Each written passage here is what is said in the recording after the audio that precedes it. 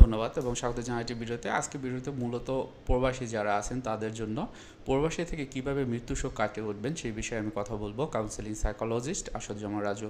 আসলে আপনি যদি আমার চ্যানেলে নতুন হয়ে থাকেন তবে আমি একটি রিকোয়েস্ট করে নিতে চাচ্ছি, সেটা হলো আপনার চ্যানেলটি সাবস্ক্রাইব করে রাখবেন এবং ভবিষ্যতে কোনো বিষয়ে মেন্টাল হেলথ রিলেটেড কোনো এমন যদি বিষয় থাকে যেটা আপনার জানার দরকার বা সাহায্য দরকার, সেক্ষেত্রে আপনারা কমেন্টের মাধ্যমে আপনাকে জানাতে পারবেন।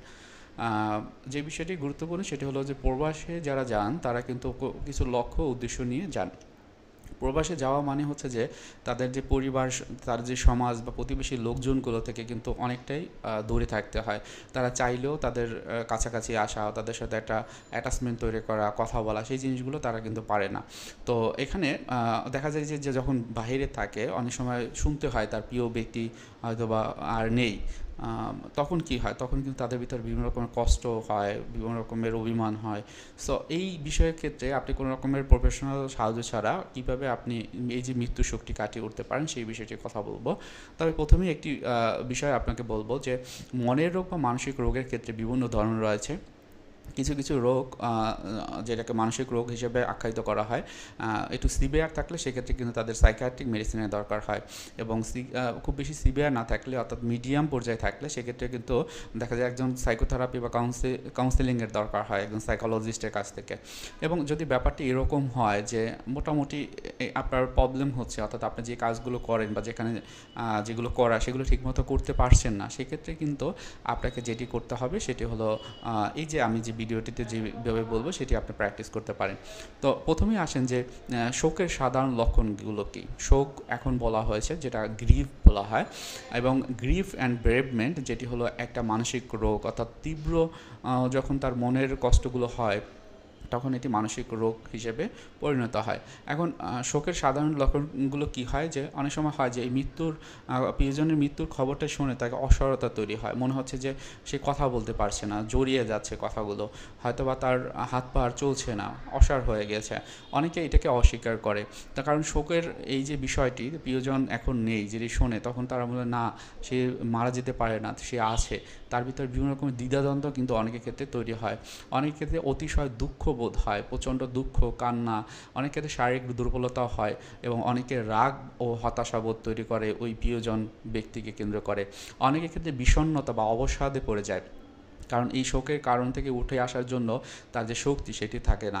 অনেক ক্ষেত্রে উদ্বিগ্নতা তৈরি হয়, অর্থাৎ সবসময় ভবিষ্যতের কথা চিন্তা করে এবং ভবিষ্যতে কী হবে, ভবিষ্যতের অবস্থানটা কী, এই যে ব্যক্তি সে তো নেই, তাহলে আমার কী হবে, এই বিষয়গুলো কিন্তু অনেক ক্ষেত্রে কাজ করে। এখন আসেন যে মৃত্যু শোকটি কীভাবে কাটিয়ে উঠতে পারেন আপনি নিজে নিজে, সেই বিষয়টি নিয়ে আমি একটু কিছু বলতে চাই। সেটা হলো প্রথমেই হলো শোক প্রকাশ করা। অনেকের ভিতরে আছে যে শোক প্রকাশ করতে চায় না, বা শোক প্রকাশ করতে গেলে অন্য যারা থাকে তারা তাকে বাধাগ্রস্ত করে যে না, এটা আর চিন্তা করার কিছু নেই, যে গিয়েছে তার তো আর ফিরে আসবে না, তো এই কথা বলো না, এখন তো নতুন করে সুযোগ করে নিজের যে সুযোগগুলো সেগুলো কিভাবে করতে পারো সেটি তুমি একটু ব্যবস্থা করো। কিন্তু আসলে ব্যাপারটা এরকম না। প্রিয়জনের মৃত্যু শোকটি আপনি আপনার কাছাকাছি যারা আছেন তাদের সাথে কথা বলতে পারেন। হয়তোবা এমন হতে পারে যে আপনার কান্না আসবে, কথা বলতে গেলে বিভিন্ন রকমের অনুভূতি প্রকাশ, সেগুলো আপনারা করতে পারেন এবং এগুলো হলো শোক কমাতে সাহায্য করে। এরপর যেটি হলো প্রিয়জনদের সাথে নিয়মিত যোগাযোগ রাখা, হয়তোবা পরিবার বন্ধুদের সাথে যোগাযোগ রাখুন এবং এর মাধ্যমে যেটি হবে আপনার শোককে ভাগাভাগি করে নিতে পারবেন। এবং আরেকটি বিষয় যেটি হলো স্মৃতিচারণ। আমরা যখন আমরা অনেক আগে যখন প্রথম হচ্ছে যে আমার স্টুডেন্ট লাইফে আমরা যখন পড়াশোনা করি, স্বাভাবিকভাবে স্মৃতিচরণের বিষয়টি একটু কনফিউশন ছিল। এটি ব্যাপারটা হলো এরকম যে হয়তো এমন হয়েছে যে আপনার যিনি মারা গিয়েছেন তার হয়তো বা কোনো একটা শার্ট অথবা তার ব্যবহারের যে বিষয়, যে টুলটি, সেটি হয়তো বা তার চশমা অথবা তার লাঠি অথবা তার যে বই, এগুলো দেখলে না অনেক সময় কান্না আসে। তো তখন কি হতো যে আমি দেখেছি যে এলাকায় যারা ছিল বা বাড়িতে যারা ছিল গ্রামে, তারা বলতো যে এগুলো দূরে রাখো, হ্যাঁ, এগুলো নিয়ে চিন্তা করতে হবে না।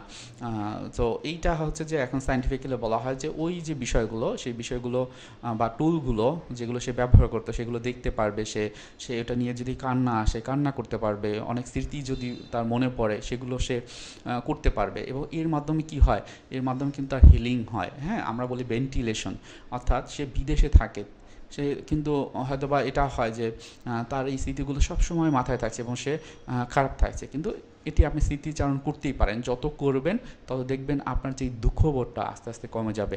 তবে মনে রাখবেন, অনেকের ভিতরে এটা গিল্টি ফিলিং হয় বা আমার কথা শুনেও মনে হবে যে আপনি যদি এটা করেন অপরাধ হবে, কিন্তু একটু ভেবে দেখবেন যে যেই লোকটি নেই সে আপনার প্রিয়জন, খুব কাছের একজন ব্যক্তি, সে সবসময়ই কোনো একটা জায়গা থেকে অন্তত আপনাকে অবজার্ভ করছে, আপনাকে দেখছেন আপনি ভালো কিছু করেন, এবং সেই যে ভালো যখন কিছু করবেন আপনার নামেও কিন্তু তার নামটা উঠে আসবে সবার মুখে।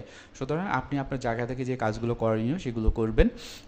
সেক্ষেত্রে এখানে তাকে যদি আপনার নিজের কেয়ারিংয়ের জায়গাটা তৈরি করার জন্য যদি এরকম হয় যে আপনার কিছু অ্যাক্টিভিটি করতে হবে, সেটি আপনি কিন্তু অবশ্যই করতে পারবেন। এতে ওই যে মৃত্যু ব্যক্তি হয়তোবা তার আত্মাও শান্তি পাবে। আমরা বলি যে সামাজিক যে সাপোর্টটা বা সোসাইটাল যে সাপোর্ট সেটাও খুবই গুরুত্বপূর্ণ।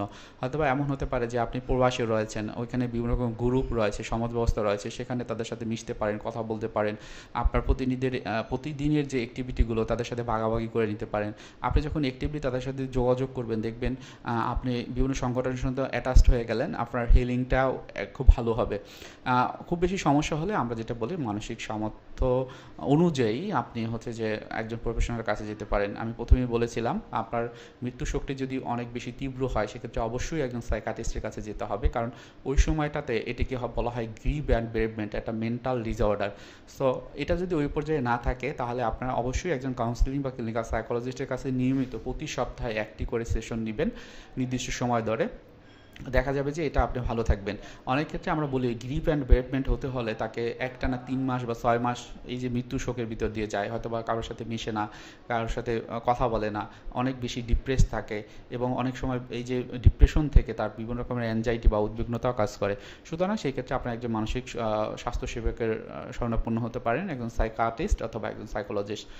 নিজের প্রতি যত্ন নেওয়া খুবই গুরুত্বপূর্ণ। এই যত্নটা হয়তো বা প্রথম দিকে খুবই কষ্ট মনে হবে, আপনি হয়তো বা খাওয়া দাওয়া ঠিক মতো করতে পারছেন না, ঘুমটা হচ্ছে না। আবার অনেকে ঘুমালে, খাওয়া দাওয়া করলে অনেকের ভিতরে অপরাধ বোধ হয়। সেই জন্য আমি প্রথমেই বলেছিলাম যে এটা আপনার অপরাধ হবে না, বরং এটা আপনি যদি ভালো থাকেন তাহলে যেই ব্যক্তিটি নেই সেও কিন্তু আত্মার একটা শান্তি পাবে যে আপনার জন্য আপনি আপনার নিজের জন্য কাজ করছেন। আপনার যদি কোনো শখ থাকে সেটা পূরণ করতে পারেন, হয়তো একটা রেস্টুরেন্টে যেতে পারেন, দূরে কোথাও ঘুরতে যেতে ভালো লাগে সেখানে যেতে পারেন। এর মাধ্যমে যেটা হবে যে নিজের যত্নটা, কেয়ারিংটা হবে। ক্রিয়েটিভ যে অ্যাক্টিভিটিসগুলো, হয়তো আপনি সৃজনশীল রয়েছেন, একটা সময় আপনি লেখালেখি করতে পারতেন, আঁকাআঁকি করতে পারতেন বা সঙ্গীত চর্চা করতেন, সেইগুলো প্র্যাকটিসগুলো আপনারা করতে পারেন। এগুলো দেখবেন আপনার শোক কমাতে সাহায্য করবে। এটাও কিন্তু হয় যে দেখেন যে আমাদের ইসলামের শরিয়াতে কিন্তু কি আছে যে আমাদের যখন হচ্ছে মৃত্যু শোক কাটানোর জন্য আমরা এই যে পাঞ্জাবি পড়ি, হ্যাঁ, এবং নামাজ পড়ি, তারপর কি করি যে তাদের জন্য মিলাদ দেই।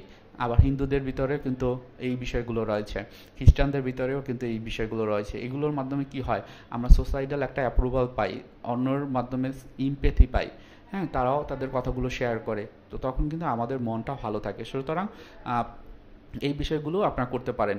ধৈর্য ধারণ করা খুবই গুরুত্বপূর্ণ। মনে রাখবেন এই পৃথিবীতে যারাই আসছে তারা সবাই একটা সময় না একটা সময় মৃত্যুবরণ করবে। সেই ক্ষেত্রে অবশ্যই পরিস্থিতি দিয়ে হয়তো বা আপনার কন্ট্রোলে ওই সময় না থাকলেও একটা সময় দেখবেন খাপ খাইয়ে জেগেছে এবং আপনি আপনার যে অ্যাক্টিভিটিগুলো সেগুলো ঠিকমতো করতে পারবেন। ধর্মীয় ও আধ্যাত্মিক যে সমর্থনের কথা বলা হয়, যে একটু আগেই বললাম, ধর্মকর্ম পালন করলে তার আত্মার যে মাগফিরাত কামনা করা, প্রার্থনা করা, ধর্মীয় গ্রন্থ পড়া, কোরআন শরীফ বা অন্যান্য যে বইগুলো হাদিস সেগুলো পড়া, তার জন্য দোয়া করা, এটা কিন্তু তাদের জন্য খুব ভালো। অনেক সময় সেবকমূলক যে কাজগুলো রয়েছে সেগুলো করতে পারেন, হয়তো বা নিজের জায়গা থেকে একটু অন্যকে একটু সাহায্য করতে পারেন। এটাও কিন্তু আপনার মেন্টাল স্যাটিসফ্যাকশনের জায়গা তৈরি করবে, মেন্টালি ভালো থাকবেন এবং দেখবেন যে আপনার মনের যে অবস্থা সেটি কিন্তু আস্তে আস্তে ইমপ্রুভমেন্ট হবে। মোটামুটি এই বিষয়গুলো যদি একটু খেয়াল রাখতে পারেন, প্রতিটা বিষয় যদি একটু নিচে প্র্যাকটিস করেন, দেখবেন যে মৃত্যু শোক আপনি কাটিয়ে উঠতে পারবেন। তবে আমি বলবো আমার এই ভিডিওটি যদি এমন কেউ হয় যে ওই ব্যক্তির পরিবারে কেউ দেখছেন, তারাও কিন্তু তাকে এই বিষয়গুলো একটু লক্ষ্য করে তাকে সাহায্য করতে পারেন এবং সেই ক্ষেত্রে দেখবেন যে তার প্রোডাক্টিভিটি বেড়ে যাবে এবং সে মেন্টালিও ভালো থাকবে। সবার জন্য শুভকামনা এবং আজকে ভিডিওটি এখানে রাখছি। নতুন হলে অবশ্যই সাবস্ক্রাইব করে রাখবেন। আসসালামু আলাইকুম।